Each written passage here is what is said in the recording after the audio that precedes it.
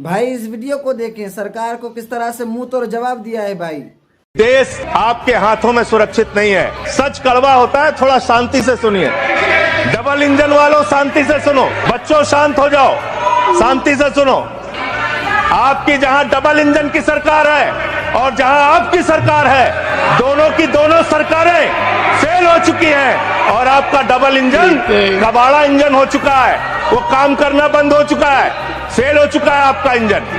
अब आप अगर इतिहास पढ़ाना चाहते हैं, पढ़ाइए देश भर में इतिहास। जब पूरी दुनिया अंतरिक्ष में पहुंच रही है, पूरी दुनिया अपने तकनीक का विस्तार कर रही है, तो आप कब्र खोदने में लगे हुए हैं, मस्जिद के अंदर मंदिर खोजने में लगे हुए हैं। पूरी दुनिया जब आगे बढ़ रही है विकास की ओर, तो आप देश में नफरत फैलाने में लगे हुए हैं। अगर आप इतिहास पढ़ाना चाहते हैं, मुगलों का इतिहास पढ़ाना चाहते हैं, पढ़ाइए मुगलों का इतिहास। लेकिन गृह मंत्री जी यहां पे बैठे हैं, मैं पूछना चाहता हूं, एएसआई प्रोटेक्टेड जो संस्थान है, जो संपत्तियां हैं, वो आपकी हैं, आपकी सुरक्षा में है। वो चाहे ताजमहल हो, वो चाहे लाल किला हो, वो चाहे देश की तमाम मुगलों ने, अंग्रेजों ने जिन लोगों ने संपत्तियां बनाई, वो सारी की सारी संपत्तियां आपके द्वारा संरक्षित। और आप ही के लोग कहते हैं इसको हम तोड़ डालेंगे, इसको हम खोद डालेंगे, इसको हम उजाड़ डालेंगे। तो चलो ताजमहल तोड़ते हैं, चलो लाल किला तोड़ते हैं, चलो ये अंग्रेजों ने जो दिल्ली का रेलवे स्टेशन बनाया इसको तोड़ते हैं, चलो पूरे देश में खोदते हैं, सारी सड़कें तोड़ते हैं, सारे पुल तोड़ते हैं, पूरे देश में तोड़फोड़ करते हैं। आप देश भर में अगर इतिहास पढ़ाना चाहते हैं तो पढ़ाइए इतिहास, पढ़ाइए महाड़ का इतिहास, पढ़ाइए दलितों को तालाब में पानी पीने की इजाजत नहीं थी। किस मुसलमान ने कहा था हाड़ी में बांध के दलितों को सामने हाड़ी बांध के चलना पड़ेगा? किस मुसलमान ने कहा था हमारे बगल में बैठ के दलित खाना नहीं खा सकता? किस मुसलमान ने कहा था दलितों को मंदिर के अंदर प्रवेश वर्जित है? किस मुसलमान ने कहा था, किस मुसलमान ने कहा था कि जानवर तालाब में पानी पी सकता है लेकिन दलित समाज का व्यक्ति पानी नहीं पी सकता? अब आप अगर इतिहास पढ़ाना चाहते हैं, पढ़ाइए देश भर में इतिहास।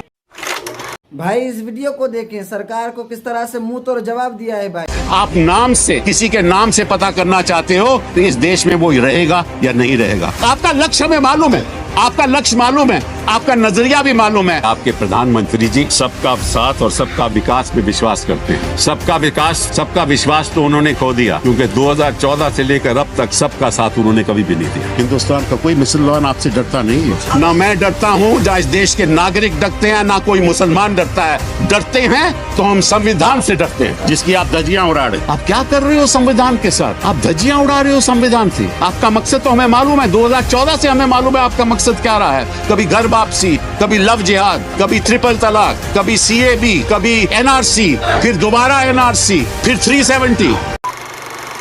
भाई इस वीडियो को देखें, सरकार को किस तरह से मुंह तोड़ जवाब दिया है। भाई सरकार हमसे वसूलती है।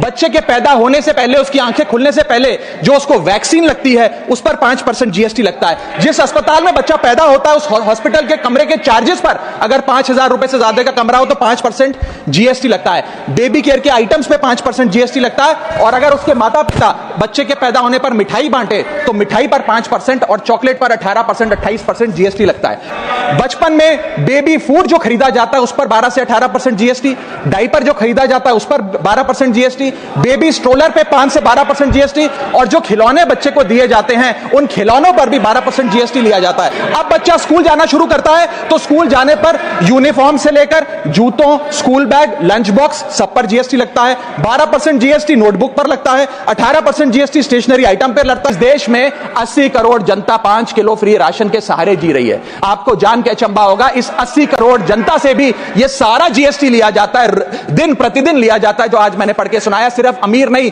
गरीब से गरीब आदमी भी GST देता है। भाई इस वीडियो को देखें, सरकार को किस तरह से मुंह तोड़ जवाब दिया है। भाई अरे ये फिल्में टैक्स फ्री करने वाले लोग कफन तक पर जीएसटी लगा रहे हैं और ये गरीबों की बात करते हैं। झील में पानी बरसता है हमारे देश में, खेत पानी को तरसता है हमारे देश में, जिंदगी का हाल खस्ता है हमारे देश में, दूध महंगा खून सस्ता है हमारे देश में। आप अमीरों के कर्जे माफ कर रहे हैं, उद्योगपतियों के कर्जे माफ कर रहे हैं और यहाँ स्थिति ये हो गई है कि जो मिडिल क्लास, उसकी जो रोजमर्रा की जरूरत की चीजें हैं उस तक पर आपने जीएसटी लगा रखी है। आप फिल्में टैक्स फ्री करते हैं लेकिन स्टूडेंट्स के प्रतियोगी परीक्षाओं के फॉर्म की फीस नहीं माफ कर सकते। आपको बाकी जगहों पर टैक्स लेना है, हर जगह टैक्स लेना है। मिडिल क्लास से आपका कोई रिश्ता नहीं। मिडिल क्लास तो आपसे कह रहा है कि मोहब्बत भाईचारे के दीवाने दिन ही लौटा दो, वो सस्ती दाल सब्जी के सुहाने दिन ही लौटा दो। ये अच्छे दिन तो अंबानी अडानी को मुबारक हो, हमें ऐसा करो साहब पुराने दिन ही लौटा दो। प्रधानमंत्री जी जो सबको पक्का मकान देने वाला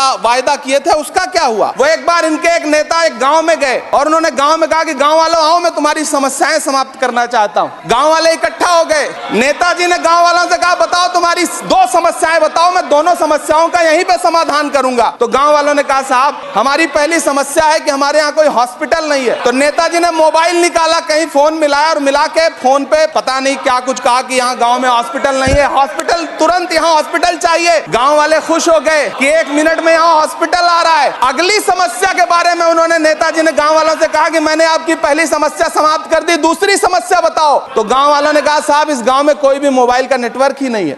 ये है इनके काम करने का तरीका, ये है झूठ बोलने का तरीका। बीजेपी सरकार को किस तरह से मुंहतोड़ जवाब दिया है भाई, इस वीडियो को देखिए आप लोग और कमेंट में बताएं। देश में जनता मालिक है, कोई नेता मालिक नहीं है। सर व्हाइट पेपर मांग रहे हैं, चिल्ला रहे हैं, इनके पास कागज नहीं है और पूरा देश से कागज मांग रहे हैं सीए का नाम पे। ये बीजेपी है। इस सदन में जो लोग ताली बजा रहे हैं 700 फार्मर मारे गए, उनको मौत की घाट उतारा गया। सर 1 मिनट एक आदमी ने एक आदमी ने 1 मिनट के लिए खड़ा होके उनके ऊपर श्रद्धांजलि दिया, ये आज ताली बजा रहे। इसीलिए ऐसा हाल है इनका। 50 साल पुराने इमरजेंसी का बात कर रहा था तब आप चुप थे और अब मैं डिमोनेटाइजेशन का बात कर रहा हूँ, आपको चुप रहे। The people of Bengal and the people of my constituency elected me 3rd time with a margin of 7,10,000 votes, setting an example for Narendra Modi, Amit Shah and the minions of BJP and the rest of the country to see this is the people's power.